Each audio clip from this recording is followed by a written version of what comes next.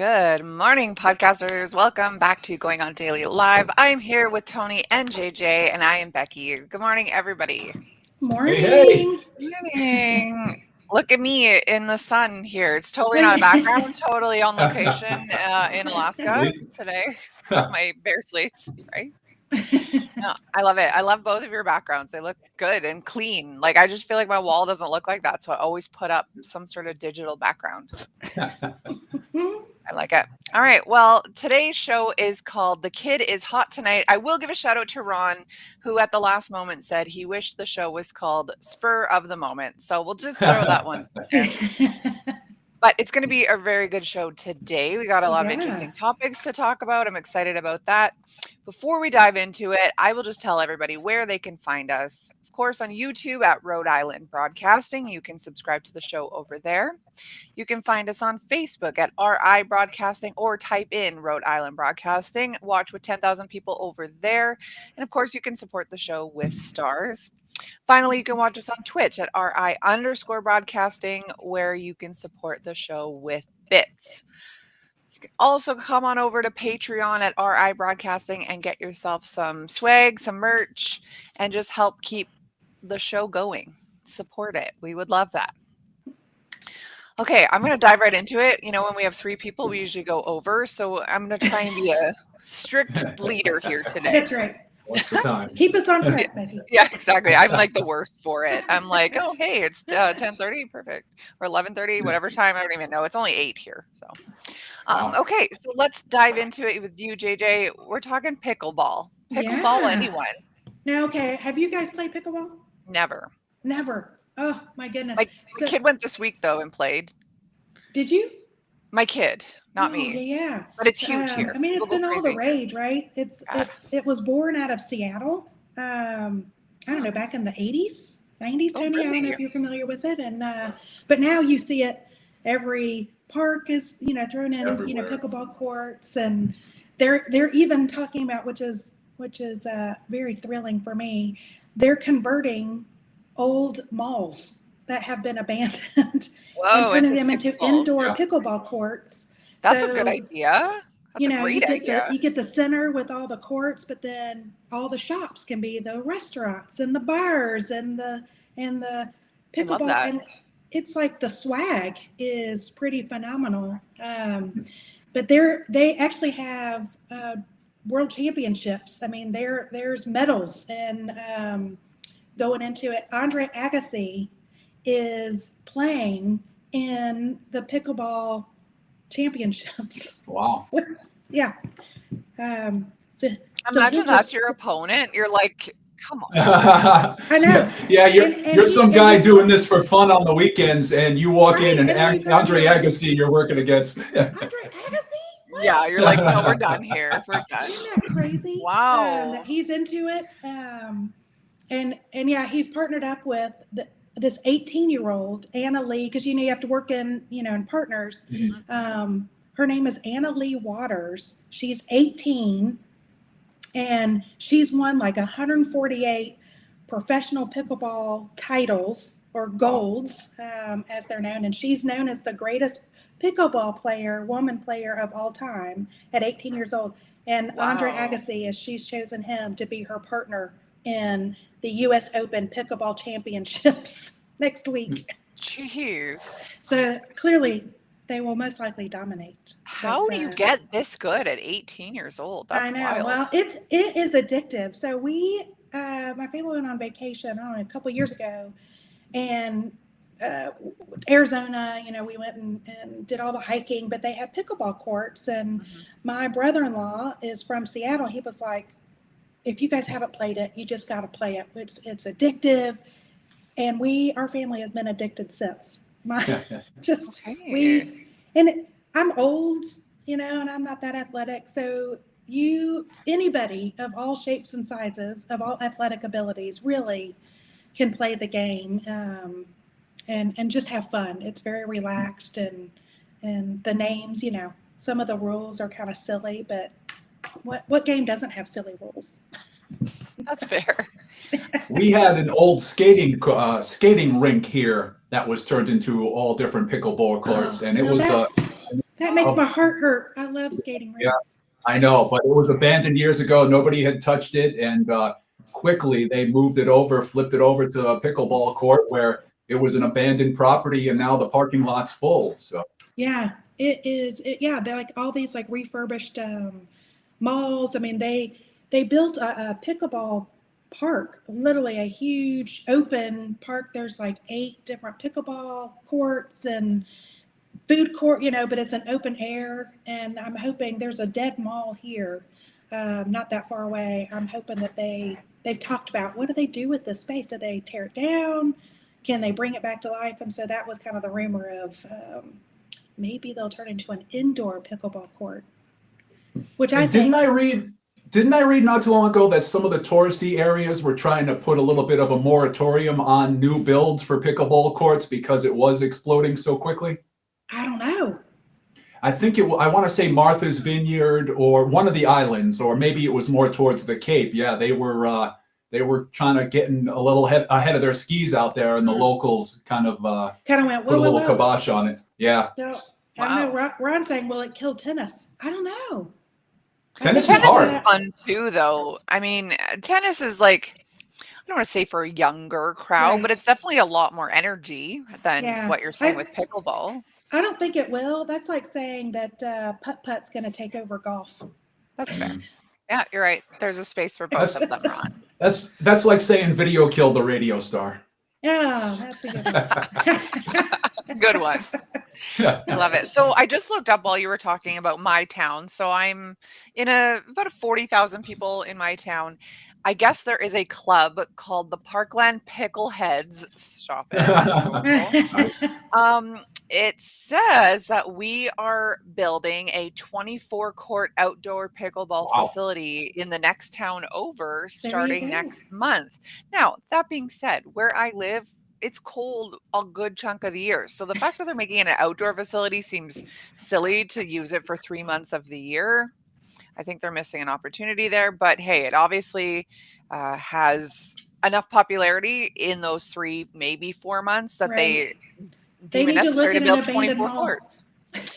Yeah, well, we only have one mall here in my town. It's basically abandoned. There's like no stores left in it. That would be awesome. Fun. Bring the life back into those. They do it at the rec center here, but it's only one small room, and I think it's only certain times of the week that you can do it, and you get the like real serious people in there, and then you get the people who are young and playing, and it's like my friend's son does it. He's like 10, maybe 11, and he'll just go and join like the old timers, and that's right. It's pretty cute. Yeah, everyone I know plays it. I just never have. So you need to do it this weekend. This weekend, okay. The pressure is on. It would be fun. You'll have to report back to us. My daughter loved it. Like she went with my husband's father on Tuesday. He took her. He's part of I think at his church, so he's part of a club, and they've got a pickleball facility in his town. So she went with him to, it was a bunch of old men. Yeah. And it sounds like she had a great time. So, she's 12. So I think anyone like really young and old can play pickleball. Exactly. And it's funny that you said that, like, most of the churches here all have taken, their basketball, if they have any kind of a gym, they put pickleball courts. Yeah, that's a great idea. Why not? For indoor pickleball. So growing up in church, they always use those gym spaces as like ball hockey. That was the thing. Yeah. All the dads played ball hockey. I feel like it's probably a little tougher now. I don't know. I don't know why. I just feel like their hearts maybe can't handle it now. So pickleball is where it's at. You still get your exercise. It's not as fast-paced, competitive maybe as because ball hockey gets aggressive. Even these like church-going men, they want to win and they're out for blood. Competitive. So. Yes, very much so.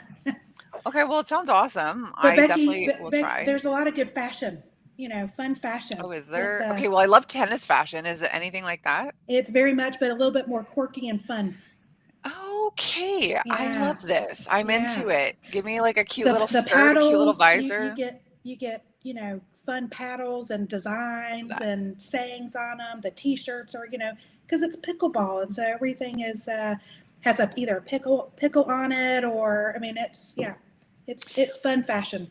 So when I first heard of it was about 2016. I had a boyfriend at the time, and his parents were really into pickleball down in Palm Springs maybe, or wherever they liked to vacation. And I was like, what, pickleball? They're like, yeah, don't you know it? I'm like, no, is that a thing? Like, I didn't realize, because it doesn't sound like a serious sport. It sounds like Foursquare, you know, if that. Yeah. And so they're like, oh yeah, it's the best. It's like, you know, tennis, kind of racquetball, kind of squash, kind of like, it's kind of a mix of all these sports. And then, you know, I just thought these guys were ahead of their time, because fast forward 5 years later and it's like out of control. Everyone is into pickleball. It's all the rage.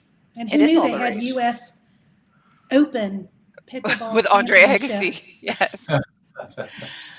Amazing. Okay, well, I'm definitely going to try it. I will record it and send it to you the time. I'm not super coordinated as far as like sports go, so we'll see. I don't think you need to be.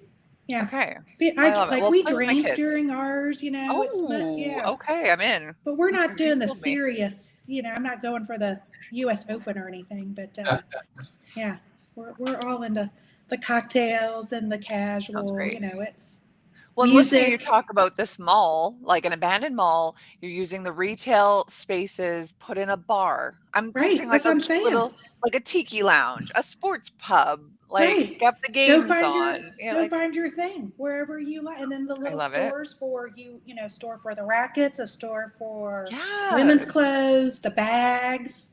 I love it. I feel like I would also put, you know, maybe some tennis courts in there and like some squash and racquetball, just so like you can round it out. Badminton, even my kid loves badminton, so like a few of these like net badminton courts. Yes. Yeah. So that would be cool. Make it like a whole thing.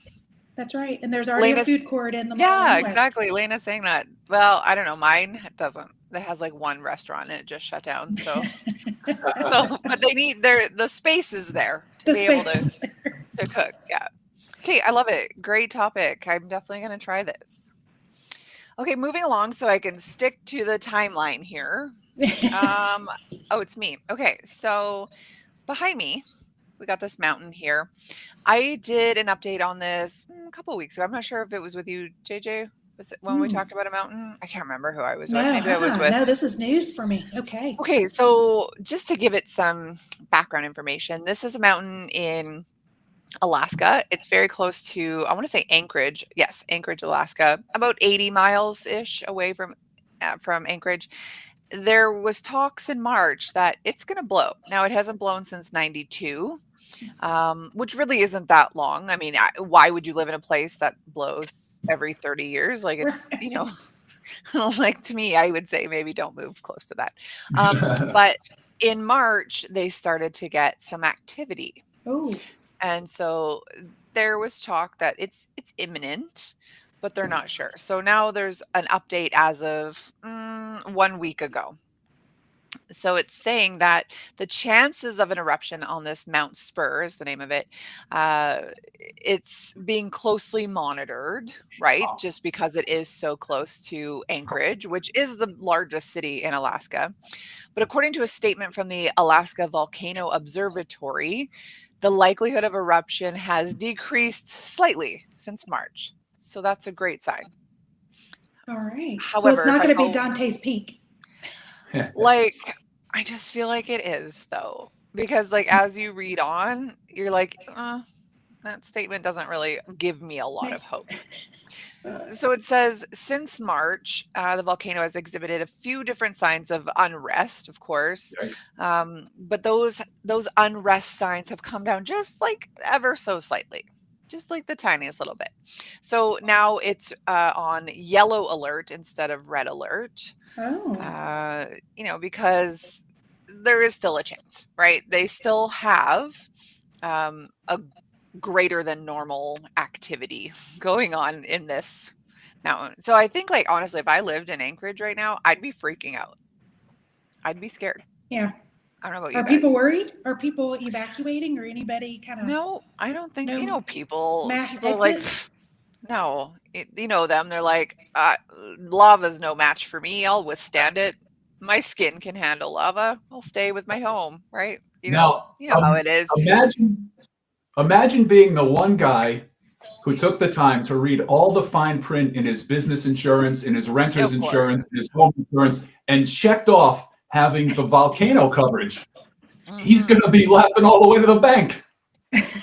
Exactly. Like he's just gonna hop on a flight to the mainland.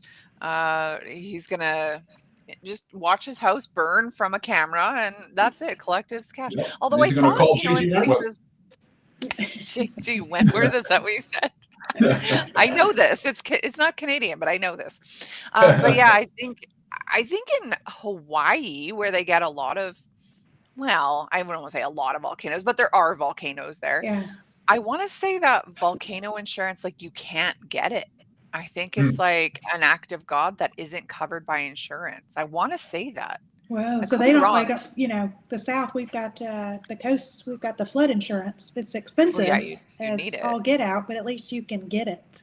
You're saying that people can't get volcano insurance? I'm almost positive. I had a friend from Big Island, and I'm almost positive she said, because Big Island is where all the volcanoes are, at least a chunk of them are. And I seem to recall her saying that you couldn't get it there. Oh, do we have any listeners that know the answer? Yeah, right. If you were from Hawaii, I actually have a friend, a different friend from Hawaii. She's from, I want to say Oahu. So I will message her and ask, and then have an update for the next show.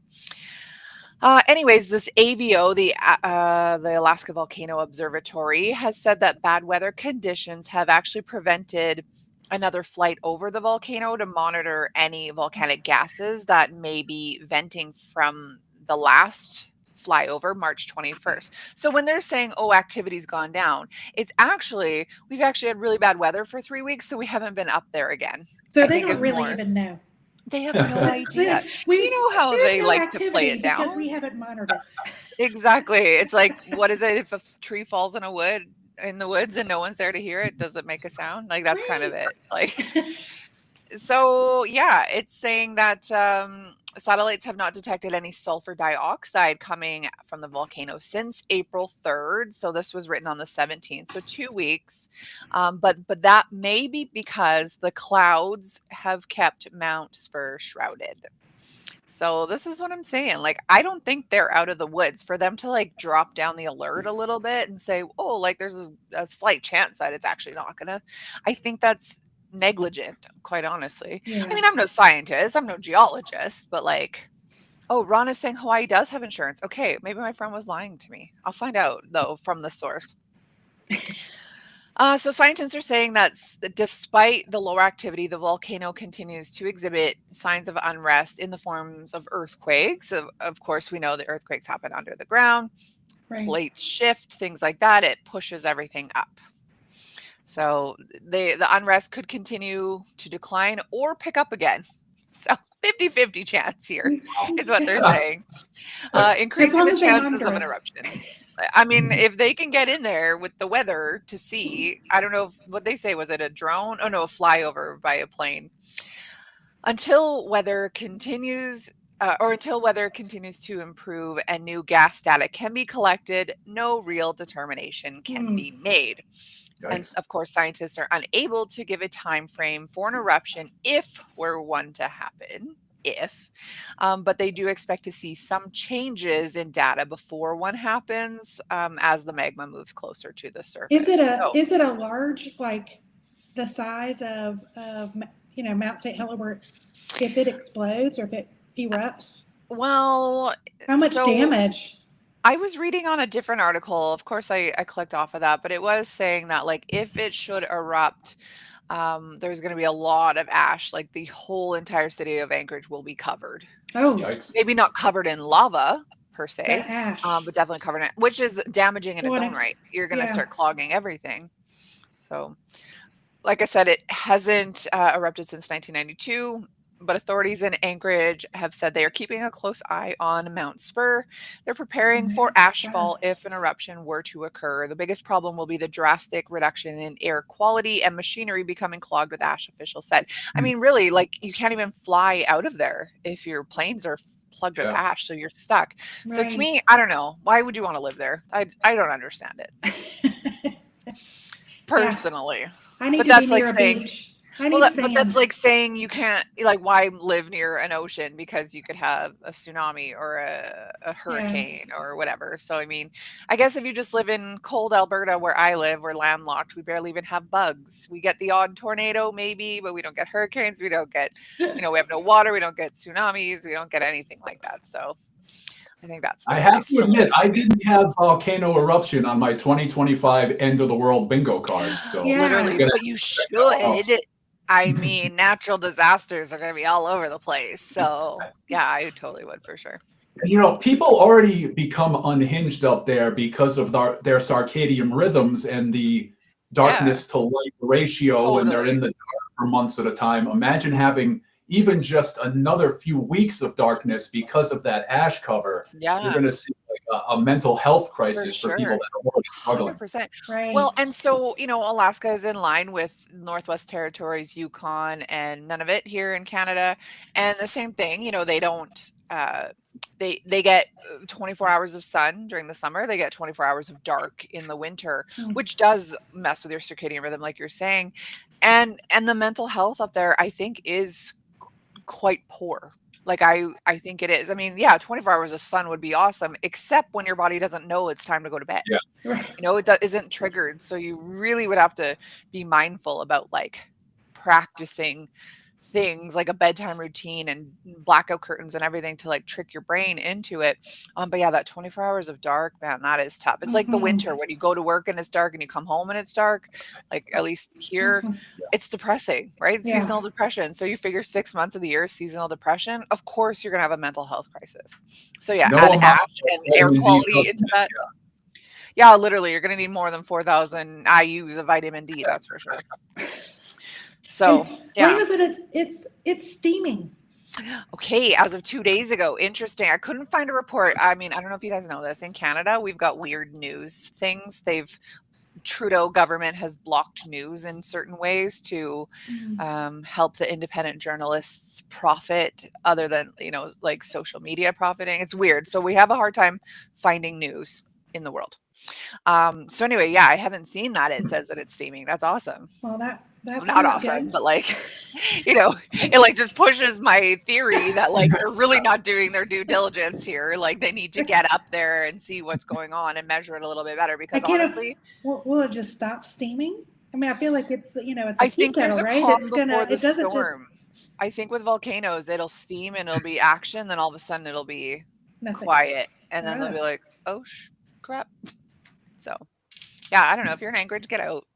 Just go somewhere for a Go little take a bit. vacation for a while. Yeah, literally, it's time to go to BC, Canada. Just do that.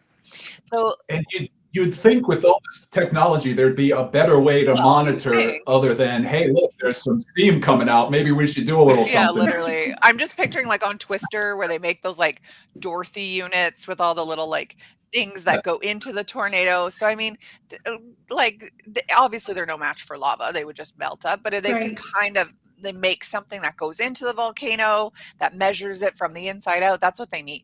They need a Twister movie about. Well, they did. That was Dante's Peak with Pierce Brosnan. Right, and Volcano with Tommy Lee Jones. They're both awesome, but I don't know. That's the 90s version. I mean, surely technology has come further in 25, 30 years, right? You would think. What is Ron saying? Top 5 stories going on daily. 1, volcanoes. 2, sharks. 3, celebrity deaths. 4, trafficking. 5, found treasure. What about conspiracies? You know what? I was going to do top 5 of my favorite conspiracies today, and I thought, I'll hold on to it. I know Ron gets it. That's a good one. Ron, he shuts me down when I talk about them, so I'm going to wait till I'm on a show with him to do it. I think we could. Well, we might be talking about one conspiracy theory coming up. Oh, okay. I can't wait. Yeah. Well, let's change topics here so that we can get to that. So we are talking strangest last meals. I love this topic. This is you, Tony. Hey. And what brought me to this, and I would obviously philosophically consider myself to be against the death penalty in a general observation. But when you guys, well, not you guys, but when folks here were covering the potential Rhode Island, New England serial killer, it kind of brought to my mind this idea of the death penalty and just how many states still have the death penalty, and most of them offer still to this day a last meal. Yes. Texas abolished it in 2011 because a guy there ordered a $600 meal and then took one bite, and he ruined it for everybody else. Now imagine the whole span of history. There's last meals for everybody, and you're the one guy that ruins it in Texas, where they just love to put people on death row. I just feel like more is more in Texas anyway. No, it was like his last final FU to the system. Yep. Yeah. Hilarious. Yep. I love it. Now in Virginia, they limit you to 28 different menu items, so it's not necessarily your last meal. Okay. But it's like a restaurant you order. They give you a preset menu. Right. Yeah, you order from these certain preset things. And then Georgia, another state that loves to put people on death row, they also offer a limited menu. Okay, interesting. Think about that for a second. Like In-N-Out Burger or something that. Yeah, exactly. Yeah. Or something from, they're obviously not going to drive to another state and accommodate that. But so this has to be, I'll start with has to be one of my top one here. James Edward Smith, murder during a robbery. And this is where I'll make a joke about my partner's cooking or something along those lines. In 1990, he ordered a lump of dirt for his last meal. Now, some people's cooking, including mine, tastes like a lump of dirt. So maybe that was just a little home cooking. But yeah, he ordered a lump of dirt because he believed in voodoo rituals. And there was some voodoo ritual where eating the dirt would help his spirit reincarnate. So he ordered up a lump of dirt, and in Texas at that time, they were happy to oblige. Yeah, totally. It's free. You go dig it up from out in the back. I was thinking this guy probably has like a major iron deficiency. He's got pica, and it probably made his brain a little crazy. All he needed to do was get on some ferritin. That's it. All he needed was to eat some more meat. I'm going to go out with a headline. That's what he was totally. By. Elena's saying that they're not even going to digest that meal. It'll get buried with them. That's true. Yeah. Gross though, but like true. I'm sorry. And while you're talking, Tony, I'm looking on my Instagram at the pages I follow because I follow a guy who recreates last meals, and he ranks them from best, good, okay, and terrible. And he ranks them as he cooks them, and it's cool. I love this page. It's morbid, but I love it. But I follow too many people, so I'm listening, but I'm also going through at the same time to try and find it for you. So a guy's name that probably most people know, John Wayne Gacy, good old boy, heavy set, not exactly the picture of physical fitness, not exactly svelte. He wanted Kentucky Fried Chicken and fried shrimp for his last meal. Imagine having that gut ache as you're heading to death row. Just get a little bit of diarrhea on the table. I mean, that really says a big F you to the people if they have to clean up after. Yeah. He created his own gas chamber. Jeez. Now, and that was quite a few years back. That was 1994, where brands weren't necessarily as interested or as concerned with branding. But imagine for your brand being Kentucky Fried Chicken, the request of serial killers. They probably have to put out a statement like, that's just when they went, for the record, we have nothing to do. We do not condone the actions of this guy. That's when they decided we're going to go just with KFC. We're not even going to be known as the law. I would just say fried chicken. Like the guy just wants fried chicken. Wouldn't even say KFC. Crazy. Now, that's a good meal though. Quite honestly. I would consider this to be, if there's possibly to be a nice one. This is a nice one. In Iowa, way back in 1963, Victor Fergie wanted a single olive with the pit still in because the olive tree symbolizes peace. So I guess you know what's cool about that though, like what Lena was saying, like you're not going to digest it. Like you're going to have that olive pit in your stomach, and then you're going to be buried, and then an olive tree is going to grow out of you. So then put this theory to test here. Like, are those olives poisoned with the crazy mental health spirit of this guy that was buried from it? I don't know. So like poison olives? Weird, man. Sorry, I didn't mean to interrupt. I was really excited about that thought. And then just what I know I said that would be the last one. One other thing that kind of stuck out to me was that quite a few people throughout history wanted ice cream as their last meal. And there's always been what is the Twinkie defense that too much sugar will make you a little nutty, will make you snap. And there's been at least 15 different people that have wanted, Timothy McVeigh wanted 2 pints of mint chocolate chip. There was another murderer, he just wanted ice cream. There was Ricky Ray Rector wanted pecan pie with ice cream on top. So you're seeing a little bit of a through line there, which makes me nervous, especially as someone who loves ice cream. It's funny that you mentioned Timothy McVeigh. Yesterday in famous birthdays, I'm saying famous very loosely, Ron does a celebrity birthday or famous birthday list.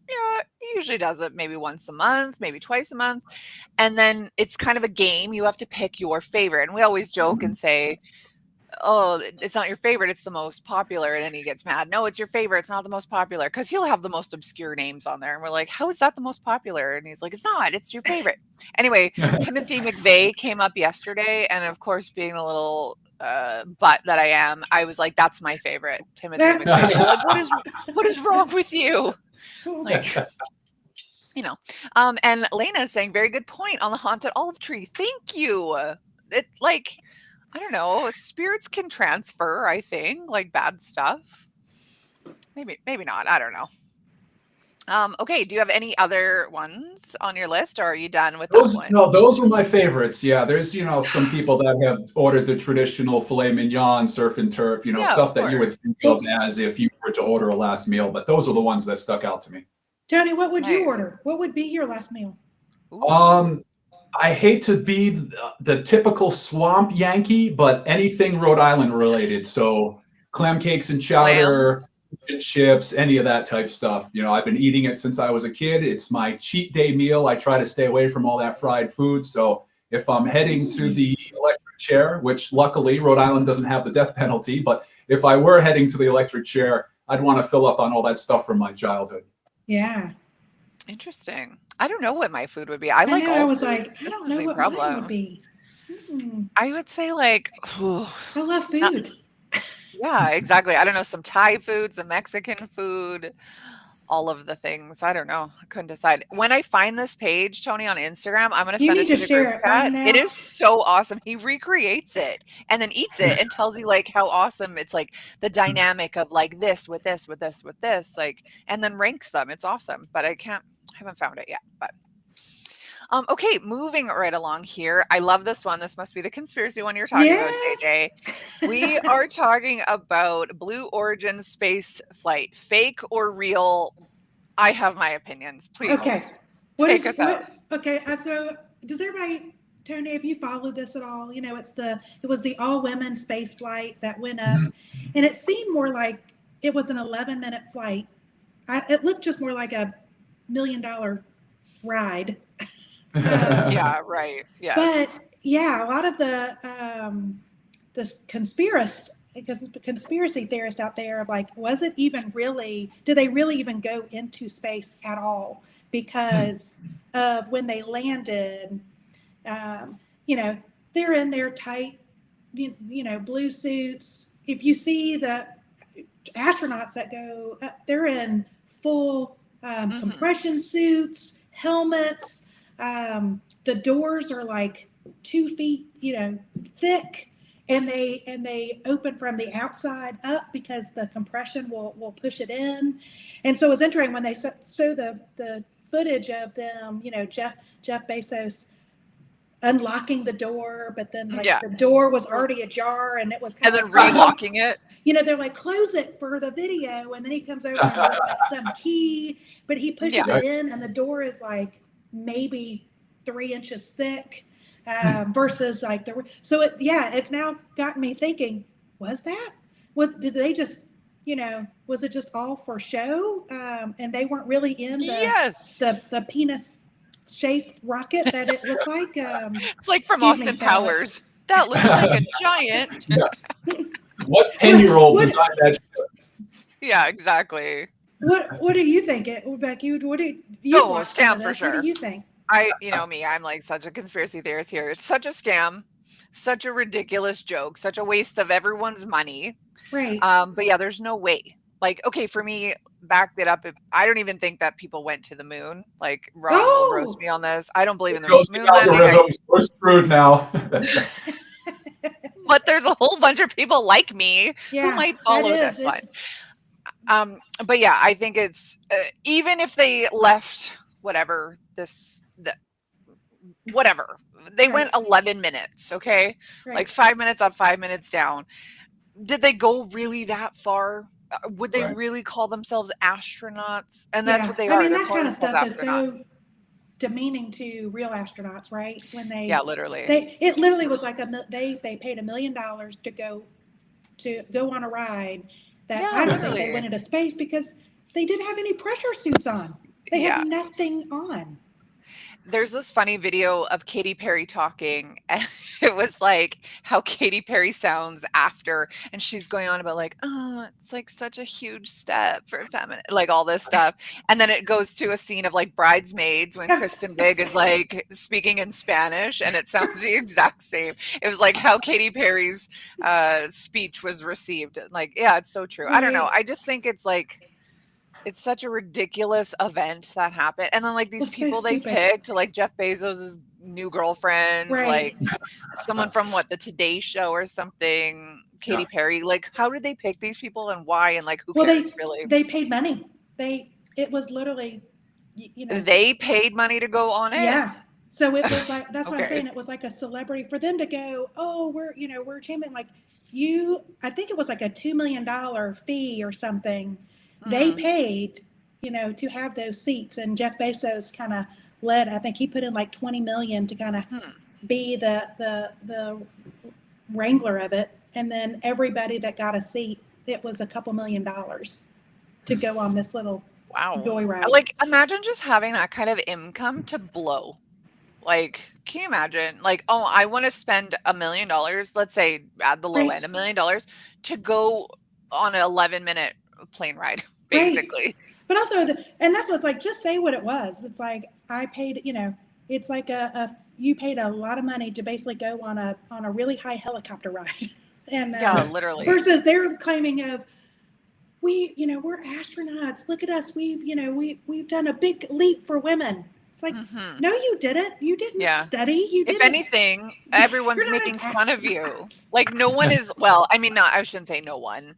I've been very surprised by people in the past, but like for the most part, like on social media, it's not being received well. People aren't like, oh my God, feminism. People are like, wow, this was so dumb. Wow, so 28 million. Yeah. Pardon me? 28 million.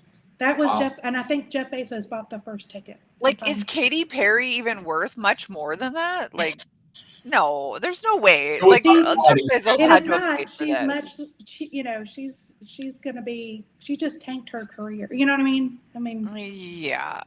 Wow, that was the first. That has to be Jeff Bezos' contribution for his girlfriend. She's not paying that by herself. But I think the whole thing, like, even just, I don't even think they went into space. Like, I don't think they pierced the atmosphere to come down their door. I mean, that would have been crushed if it was really a 3-inch thick door that literally opened inward. I mean, they wouldn't have survived, not in that pressure. If it really was up, if they really went to space. That thing would have been crushed. Right. 100%. And like you said, they're not even wearing like a helmet or anything. No, they're just in coveys. And then in the videos that they posted of each other, I mean, their hair's not even it's like their hair is just stayed. It's just like that. Somebody was joking that they probably spent 4 hours in hair and makeup to do a 10, 11 minute ride. Well, they probably did it in a studio, not unlike the other space adventures. I think that there is one thing that separates the mice from the men when it comes to being an astronaut, and that is the wearing of adult diapers. So a real astronaut has to put on one of those big old adult diapers, and they're wearing it that whole ride up into space. Did these folks, in fact, have to wear astronaut diapers? That is the picturing. They're like, they probably discussed it with them. They're like, we're in space for 11 minutes. We don't need to wear it. Comes down. They're all just like pooed their pants. Like, so awesome. They're like, that's the publicity that we need. Quick, close the door again. Now, yeah, exactly. That's why Jeff Bezos opened it, and they're like, no, we crapped it. They're like, shut it. Becky, did you hear? So you know the astronauts that were stuck in space, whatever, for 9 months longer. Yeah. Have you seen pictures of the woman that now like her jawbone? Oop, I lost my mic. We can still hear it. You can. Her jawbone is deformed, like from the pressure in space. Like, whoa! It's if you look pictures, it's now she's I don't know if she'd have to go through reconstruction, but her jawbone went into like it's a pointy coming now back in and getting like repressurized. Have you seen those crazy? I mean, I don't know if I'm the only one, but I'm like her whole jaw like went witch. Pointing. Whoa, I didn't know, but I mean, it makes sense. The pressure, it makes perfect sense. Real space. Real space. She had on a pressurized suit. And wow. And those poor people. So at first they swore. I follow this a little bit because that woman lives not too far from me, one state over. So at first they swore that no, these people aren't stuck, but they just can't come home. Well, they want to be there for 9 extra months. Yeah, they want to be there. They're enjoying life out there.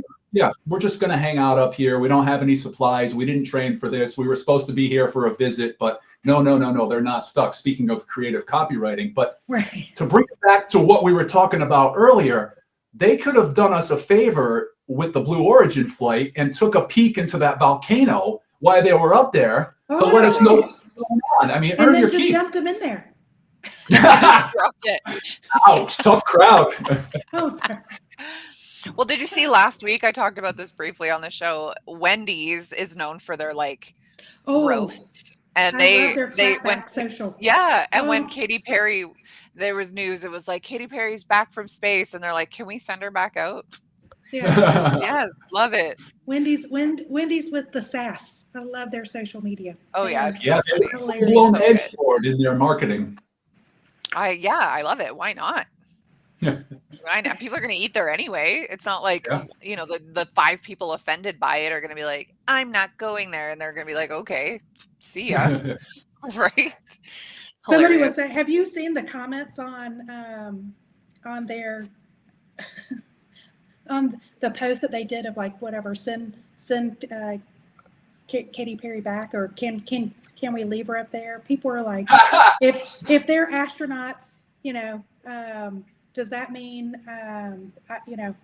I've spent 3 minutes? Am I now a gynecologist? I mean, like the commentary of what is on the Wendy's social media. Yeah, if she's an astronaut, then I'm a blank because of. No, I haven't looked, but I'm gonna look that up. That's awesome. Amazing. The internet is unmatched. Wendy's is unmatched. The internet is such a cesspool of garbage, but man, it's so funny. I love a good roast. I love a good Twitter, like a mean tweet. I love it. It's my favorite thing. All right, moving along here. I have a heartwarming story for you guys.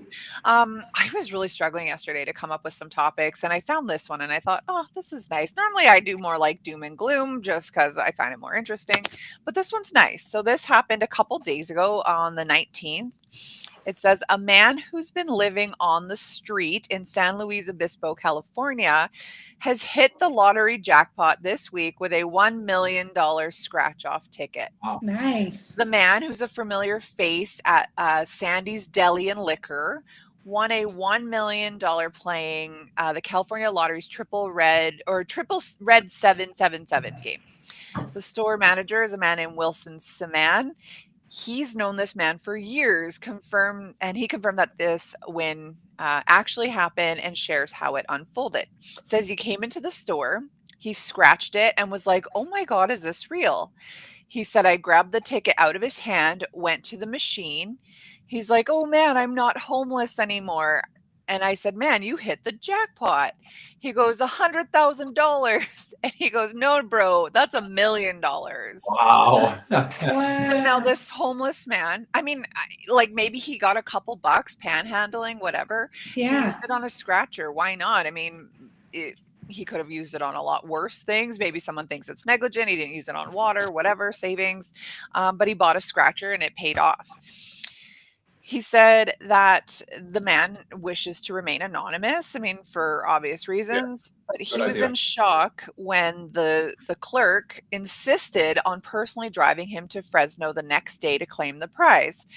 The clerk was concerned that mailing in such a high value ticket wouldn't be safe. Now, I feel like I would say like, no, I don't need a ride. Thanks. Like the guy's gonna like kill you and steal your ticket. Yeah. That's what I would think. He said, "That's $1 million ticket. No, I'm going to drive you there." So now with this new lease on life, the winner plans to use his winnings for a down payment on a home. Now I'm just picturing he's in California near, north of LA. Homes are not cheap there. So for most of us, you hear $1 million, you can absolutely buy a very nice house outright. There he's going to put a down payment on a home, which is unfortunate. I'd be moving to like, I don't know, Iowa or somewhere, Kentucky, like somewhere you can buy a house for a lot cheaper. He's going to use his winnings for a down payment on a home, buy a car, and invest the rest wisely. He said he's not going to waste the second chance he was gifted. He's going to buy a car and a small house. The rest of his money, he's going to invest or find a business. I love that. So the clerk has worked at this shop since 2013, and now he's displaying a copy of this ticket in a frame in the shop for all to see, just as a reminder of this unforgettable moment. Isn't that nice? I love that. I love a heartwarming story, even if it's somebody else. Oh, did I? Oh, sorry. I thought I clicked mute here. Even if it's somebody else winning $1 million and it's not me winning $1 million, it still makes my heart happy. That's a One great. day. I love that. I was afraid you were going to say he took his $1 million and went on a space flight. So it's good to see that. Oh my God. He's like, one ticket for an 11-minute flight, please. He's like, "Move over, Katie. Let me get in here." Yeah. They're like, "You're not a woman. You can't." One step for feminism. Can you imagine? You know what? Sorry, back to this Blue Origin story. It was reminding me of that like Titanic expedition and that submarine where they spent like insane amounts of money to go down there. I mean, at least that was a real adventure, like a Right. real trek, Well, right? They were and actually going into the water. And also to see what they could uncover as far as like the artifacts and the History, I mean, of course. something Yeah. tangible. But still, I mean, the fact that they're like, "Yeah, I've got $1 million. I'll spend it to go down there," and then they died after. Like, I hope their families were reimbursed. Anyway, that's an aside. Back to the heartwarming story. I also read another one that almost made my list, but basically there was some friends, a guy and a girl. They'd liked each other, but didn't know that the other one liked the other. So they had never, talked about it or become official or anything like that. They were hanging out in Michigan near some water. They were looking for these shells or rocks or something in the water. The fellow steps in quicksand, sinks up to his waist immediately, can't get out. They're freaking out. He's trying to stay calm. She's losing it. He's trying to dig it, but it's like getting deeper because the waves are coming. It's bringing more sand. So he's filling up. She's panicking. He is able to get a cell reception, gets his phone out. It calls. She's also calling for 911. They both call each other, my boyfriend, my girlfriend. Mm. And this is how they realize that they were in love with each other and are officially dating now that they've pulled him out. So I thought that was another super cute story as well. That is cute. I like that. And leave it up to a guy to have to almost die to decide to make a living. Yeah, that's right. Hey, and then after he gets out, he's like, actually, I don't know. Oh yeah, actually, I was talking to her. Yeah, I mean, I got 4 other girls in my DMs from Tinder, so like, I don't know.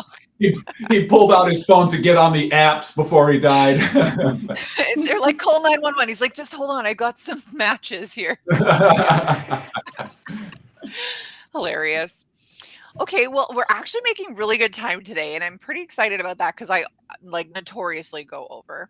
But we've got one story left for today, and these are the most ridiculous things you believed as a kid. And I think, Tony, this is your story. And I'm almost embarrassed to mention this, but I feel like this is a safe space and you guys won't judge me because I took this until I was like, I want to say even a late teenager. Now, I'm a big fan of an old punk band called the Ramones. Until I was in my late teens, I thought the Ramones were really brothers, all named Ramon. In fact, it was just a stage name. But that whole time, I thought the Ramones were a family band. I thought they were actually brothers because they kind of Like look the alike. Partridges. And right, like real family bands in the past, or like the Cowsills here locally. Like the Osmonds. Yeah, real brother and sister. I went to my late teens thinking that this was a band of brothers, even when they switched out members too. And I was wondering, how did they find another family member who has the last name Ramon? In this family. So when was the realization? Was it like, oh man? The most depressing part of that is what was when one of them died. When Joey Ramone died, I realized when I reading his obituary that these guys weren't brothers. That's Talk hilarious. about a gap in knowledge. I would say the most ridiculous thing that I believed as a kid, I'm a kid from the 70s and 80s, was watching Knight Rider, and when the KITT car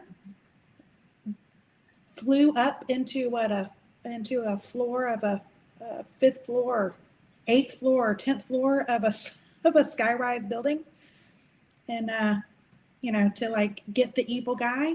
And then the very next, clip, he's down on like, I totally believed that KITT got out of that building. No problem. It's like, TV magic. Never even occurred to me of, how did they get the car out of that floor?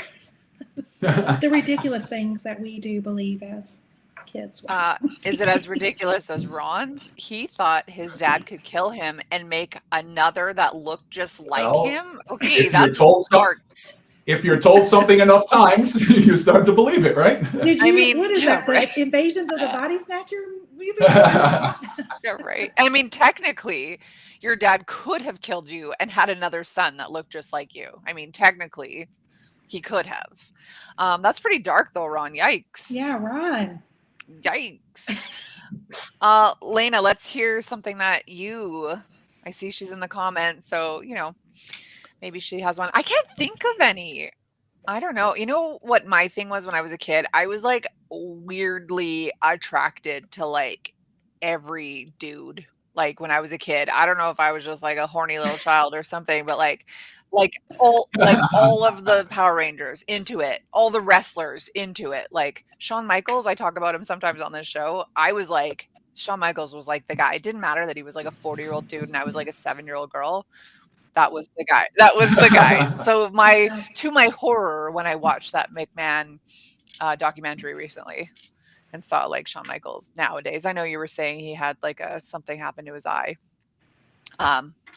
Yeah. Oh, Lena's saying I really thought my eyes would be damaged from being too close to the TV. Oh yeah, for sure. Oh, yeah. Or like I can't go swimming because I just ate because I'll drown, kind of thing. You'll cramp up. You'll cramp up and die. Yeah, you'll cramp up and you'll drown. You won't be able to get out. I mean, that being said, if you've ever done any exercise after eating, like immediately, it feels really gross. Right. You don't feel great. So it's not like the worst advice.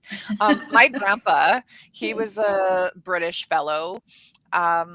It sounds like he was a drinker prior to my birth. So, he'd done some damage. He always used to say things that my brother and I believed. Like, if you look in the mirror too long, the devil will come out and scare you. And so my brother and I would be like so scared to look in the Or mirror. the what's the thing that the saying Bloody like you look Mary. in the mirror is like Bloody Mary. Yeah, Yeah. Bloody Mary. That Yeah, that pretty she'll much. come That was out of the mirror and get that, you. exactly. That was like the old British man version of Bloody Mary. Exactly. He would also tell us, like we'd say, "Where's Nana?" Like his wife, our grandmother. "Where's Nana?" And he would always say, "She ran away with a black man." Always.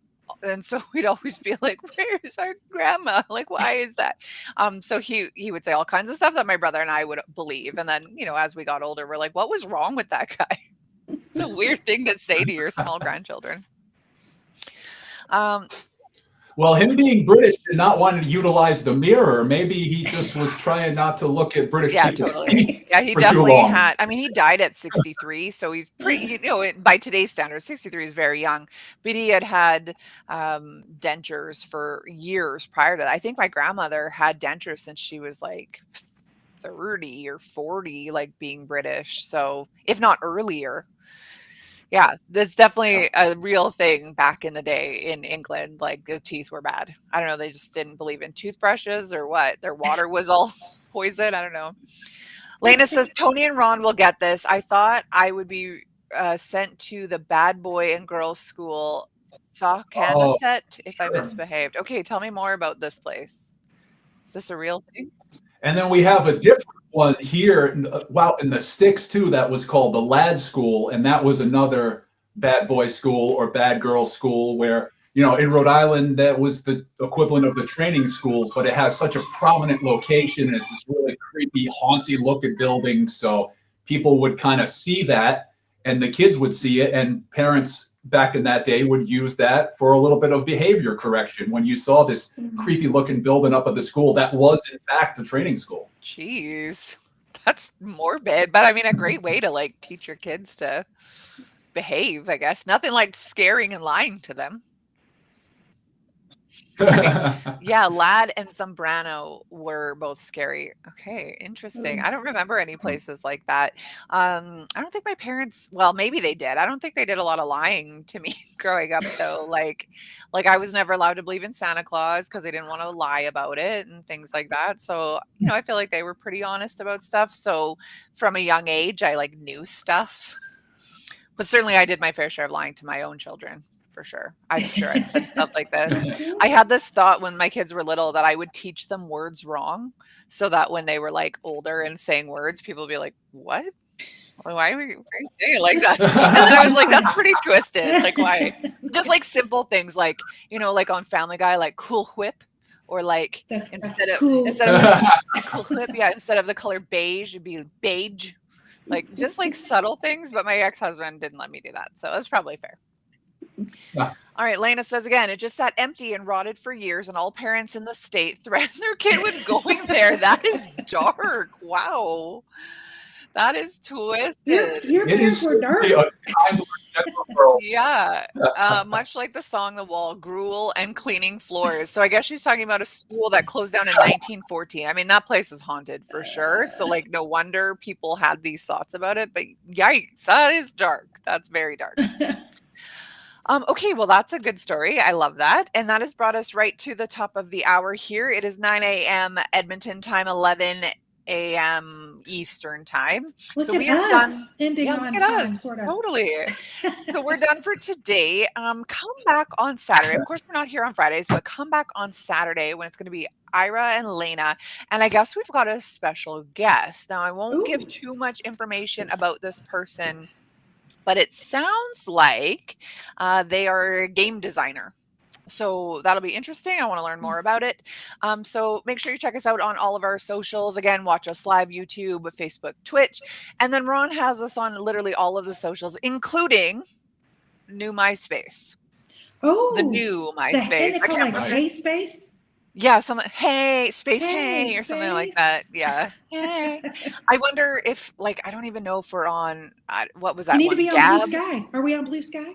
I think we are. That's like with the butterfly. I think that's the one. Yeah. Blue Sky, Instagram, TikTok, of course. MeWe or something like that. Kick, like he's got us on everything. This guy is well versed in the social media. Ron's killing it. We're on all of them. Okay, so feel free to follow us anywhere. Just type in Rhode Island Broadcasting and you should be able to find us. So great show today, guys, and can't wait to be back with probably one of you next week. Yay. Bye, everyone. Bye, everybody.